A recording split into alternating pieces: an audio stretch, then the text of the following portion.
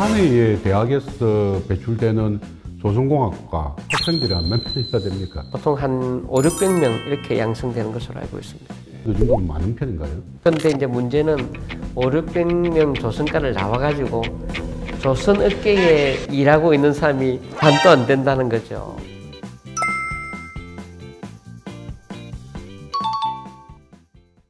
안녕하십니까. 해양 전문 채널 시포일러의 진행자 MC 백 기자입니다. 오늘은 선박과 그 선박을 구성하는 부품에 대해 알아보겠습니다. 그 전에 여러분께 하나 질문을 드리겠습니다. 흔히 큰 선박이라고 하면은 항공모함 아니면 컨테이너선을 얘기합니다. 과연 두 선박 중 어느 것이 더 클까요? 세계에서 가장 큰 항공모함은 미국이 보유하고 있고, 세계에서 가장 큰 컨테이너선은 한국이 보유하고 있습니다. 세계에서 가장 큰 항공모함은 니미츠호이고, 한국의 HMM이 보유하고 있는 세계에서 가장 큰 컨테이너선은 알헤 시라스호입니다. 이 컨테이너선을 수직으로 이렇게 세웠을 때 그 높이가 대략 한 400m를 조금 넘습니다. 그 높이는 300m 높이인 프랑스 파리의 에펠탑보다도 100m가 더 높다고 보시면 됩니다. 거기에 대해서도 상세하게 오늘 알아보겠습니다. 오늘 선박과 부품에 대해서 상세하게 설명해 주실 분을 모시겠습니다. 부산 영도에 본원을 두고 있는 한국조선해양기자재연구원의 배정철 원장님이십니다. 원장님 안녕하십니까? 예, 반갑습니다.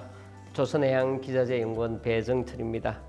예, 원장님 제가 방금 짧게나마 선박과 선박의 크기에 대해서 한번 비교해 가지고 설명을 했는데 맞는 이야기인가요? 예, 맞는 말씀이고요.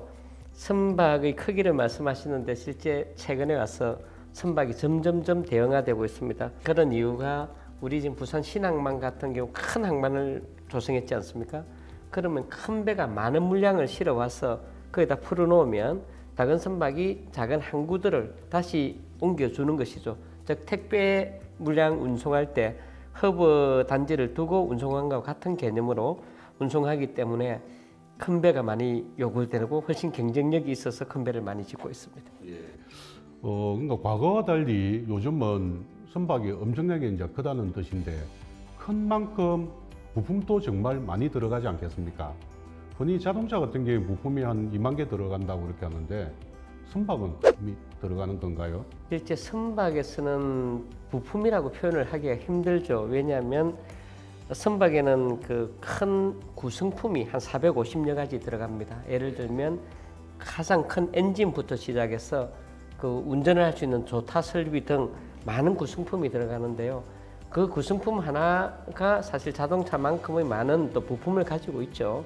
그래서 뭐 부품이라는 표현보다는 한 450여 가지의 구성품으로 선박이 만들어진다 이렇게 이해하시면 좋을 것 같습니다. 제가 들은 이야기이긴 합니다만 대양을 횡단하는 대형 컨테이너선을 기준으로 했을 때 10척 중에 8척이 한국산이라고 하는데 정말 사실인가요? 예, 맞습니다. 대한민국이 조선 1위국이라고 하는 것은 다 잘 알고 있지 않습니까?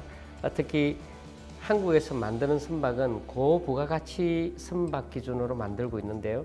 그 고부가가치선이라고 하는 것이 크고 단가가 큰 선박, 우리가 중대형 컨테이너 이렇게 이야기할 때는 8,000 TEU 이상을 말합니다. 즉 대한민국은 8,000 TEU 이상의 중대형 선박 컨테이너선을 만들고요. 또 VLCC라고 그러죠. 20만 톤 이상의 그 원유 운반선, 그다음 가장 고부가가치선이라고 이야기하는 LNG 캐리어, 우리나라 그 천연가스를 쓰기 위해서 액화 상태로 된 LNG를 수입할 때 운반선이죠. 이와 같이 값비싸고 대형 선박은 한국에서 다 건조한다 이렇게 이해하시면 될 것 같습니다. 선박을 구성하는 부품에서도 당연히 1위여야 되지 않습니까? 근데 그게 아니라는 얘기도 있던데요. 아쉬운 부분을 잘 지적해 주셨는데요. 이렇게 선박 건조는 대한민국이 가장 많이 합니다만 거기 들어가는 구성품 통상적으로 기자재라고 표현합니다. 이 기자재는 아쉽게도 국산 기자재가 1위를 하지 못하고 있습니다. 그런 이유가 이 기술적으로는 국내에서 개발도 다 되었습니다만 선주들이 대부분 외국 선주거든요. 배 주인이. 제가 조금 더 이해하기 좋게 말씀드리면 선박을 만들 때 우리 이런 설비를 가지고 배를 만들겠습니다라고 하는 그런 리스트를 쭉 만들게 됩니다. 그렇게 구성을 하면 선주가 그중에 한 50가지 정도는 나는 요거를 배를 만들 때 올려주세요라고 하는 오너 노미네이티도 되는, 즉 오너가 딱 지정하는 그런 설비가 또 일부 있게 되거든요. 그러다 보니까 국산화는 되었지만 국내 기자재가 탑재는 다 하지 못하고 있다 하는 그런 아쉬운 점이 있습니다. 그러면은 그 실제 국산화율과 선박에 탑재되는 탑재율은 완전히 다른 거겠네요. 우리가 그 국산화율 기준으로 보면 일반 선박의 경우에는 한 90% 이상 국산화가 되어 있고요. 친환경 선박 또 자율 운항이 들어가는 스마트 선박 기자재도 60% 정도 국산화되어 있고, 최근에는 좀 수주가 적습니다만은 우리 한동안 많이 했던 해양 플랜트의 경우에는 40% 정도가 국산화되어 있습니다.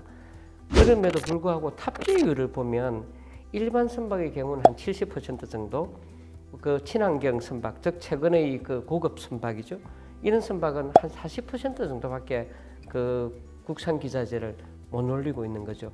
즉 국산화는 많이 됐지만 탑재율은 아직까지도 낮다, 이렇게 보시면 되겠습니다.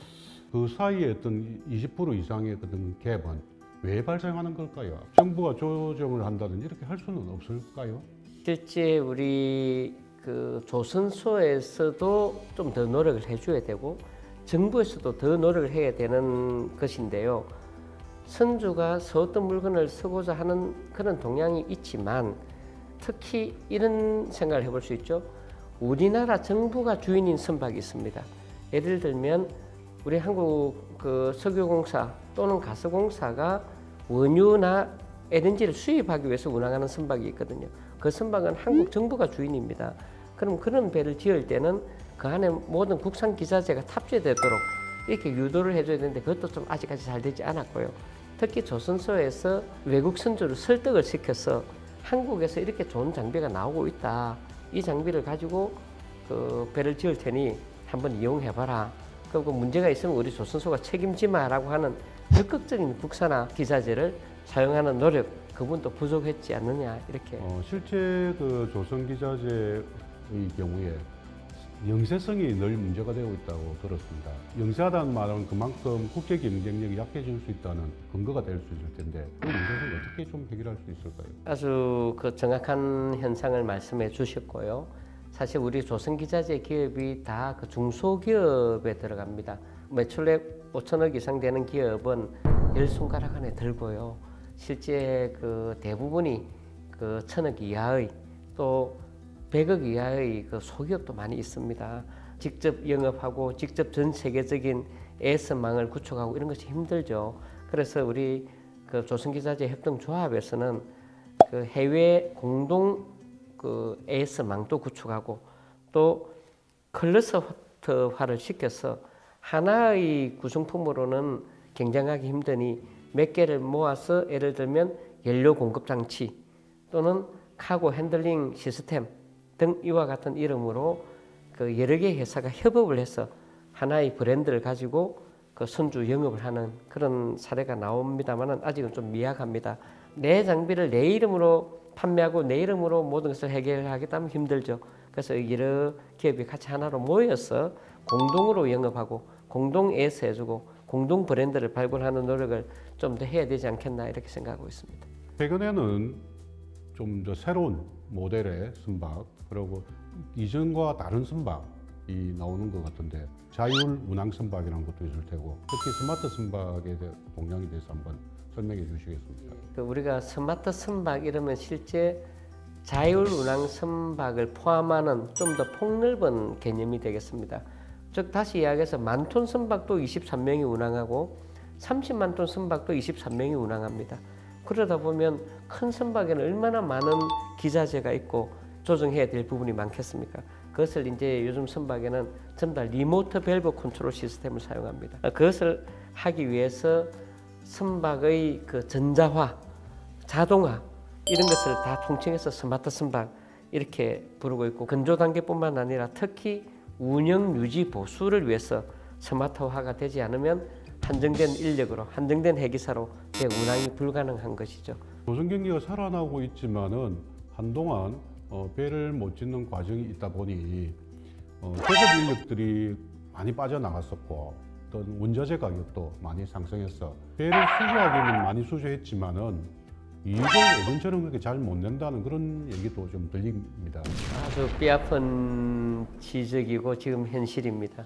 사실 작년 하반기부터 조선 경기가 회복되고 있고 선박 수주를 많이 하고 있음에도 불구하고 지금까지 수주된 선박은 사실 일종의 저가 수주를 한 경우가 많거든요. 선박을 건조해도 적자다 이런 이야기가 나오죠. 아마 올해 정도로서 이렇게 그 흑자 전환이 되지 않겠나 보고요. 문제는 또 인력이 부족하죠. 물론 학교에서도 인력 양성에서 고생하고 있지만 우리와 같은 이런 연구원에서도 재취업 인력을 양성하는 일에 지금 노력을 하고 있는 실정입니다. 오늘 모신 그 배정철 원장님은 한국조선해양 기자재 연구원, 즉 기자재에 대해서 방점을 찍은 전문 연구원이라고 할 수 있는데 어떤 곳인지 한번 좀 설명을 부탁드리겠습니다. 우리 같은 연구원은 전문 생산기술 연구원이라 그래서 특정 산업 분야에 전문적으로 산업계를 지원하는 연구원, 그중 우리는 조선기자재 산업을 지원하는 연구원으로 산업통상자원부의 관리감독을 받고 지원을 받는 연구원이라 할 수 있습니다. 기자재 기업에서 시제품을 만들고 나면 시험평가를 하게 되는데요. 그 시험평가가 아주 까다롭습니다. 우리 통상적으로 선박에는 검사받지 않은 것은 어떤 것도 올라가지 않는다라고 하는 말이 있습니다. 그 정도로 많은 선박의 기자재가 모두 검사를 받고 탑재를 하게 되거든요. 그 검사를 주로 우리 연구원에서 하게 됩니다. 그러다 보니까 검사 장비가 지금 1,000억 원 이상의 그 설비를 갖추고 있습니다. 즉 다시 말씀드리면 조선기자재 산업과 기업을 지원하는 전문 연구원이다 이렇게 이해하시면 될 것 같습니다. 조선기자재를 계속 경쟁력을 가질 수 있는 그런 방안, 그리고 정부에서는 또 이를 위해서 어떤 지원을 해야 되는지 이거 좀 마지막으로 좀 설명해 주시겠습니까? 지금 작년부터 시작해서 이제 조선산업이 회복되고 있지 않습니까? 이 회복이 되면 이제 여기에 종사하는 제 같은 경우는 또 다른 걱정이 되는 거죠. 아, 이렇게 잘 가다가 다시 조선산업이 언젠가는 또 줄어들 텐데 그때는 그 어려움을 어떻게 감당할 것인가 이런 고민을 안 할 수가 없습니다. 대한민국은 그러면 조선소 약화된다고 죽어야 되느냐? 그건 아니지 않습니까? 그때 해야 되는 일이 조선기자재를 수출하면 되는 겁니다. 그 예로 아직까지도 조선기자재를 많이 수출한 나라가 북유럽과 일본이거든요. 북유럽 아시다시피 바이킹 시절부터 시작해서 배를 만들었던 나라입니다. 그러다가 60년대부터 일본이 조선산업을 30년간 다시 1위를 했죠. 그 다음 우리나라로 넘어왔는데요. 지금 조선 경기가 나아지고 있을 때 빨리 조선 기자재의 경쟁력을 높여야 된다. 그러면 다음에 조선 산업이 좀 주춤해지더라도 그 틈새를 조선 기자재 산업이 더 많이 수출해서 메꿀 수가 있다. 그렇게 하기 위해서는 사실 정부도 그걸 알고 있습니다. 따라서 우리 이 산업을 담당하고 있는 산업통상자원부에서는 친환경 전주기 핵심 기술 개발 사업이라고 하는 10년 동안 수행하는 기술 개발 사업을 작년에 예산을 확보를 하고 올해 그 사업을 시작하는 해입니다. 또 그것이 조선기자재 산업의 경쟁력을 확고하게 높임으로써 앞으로 조선산업의 조선 수주량이 줄어들더라도 어느 나라에서 배를 만들더라도 대한민국 조선기자재로 만들어질 수 있도록 하고자 하는 것이 꼭 말씀드리고 싶은 부분이고, 그렇게 하기 위해서는 우리 조선기자재 업계도 노력해야 되지만 정부나 유관기관 못지않게 일반 국민들도 시민들도 많은 관심을 좀 가져주십사 하는 그런 말씀을 꼭 드리고 싶습니다. 혹시 제가 드린 질문 외에 이 이야기는 꼭 좀 했으면 좋겠다는 게 있으면 마지막으로 한번 좀 답을 해주시겠습니까? 조선 산업에 대한 인식을 좀 바꾸고 싶다, 또 바뀌도록 노력을 좀 해주십시오라는 말씀을 꼭 드리고 싶은데요.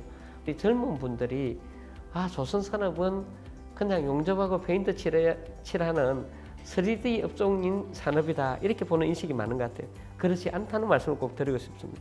조선 산업은 첨단 산업이고 우리 젊은이들이 충분히 그 산업에 종사해서 자기 기술을, 특히 자율운항 선박 시대가 접어들면요, 말 그대로 이 소프트웨어 기술 아주 많이 필요합니다.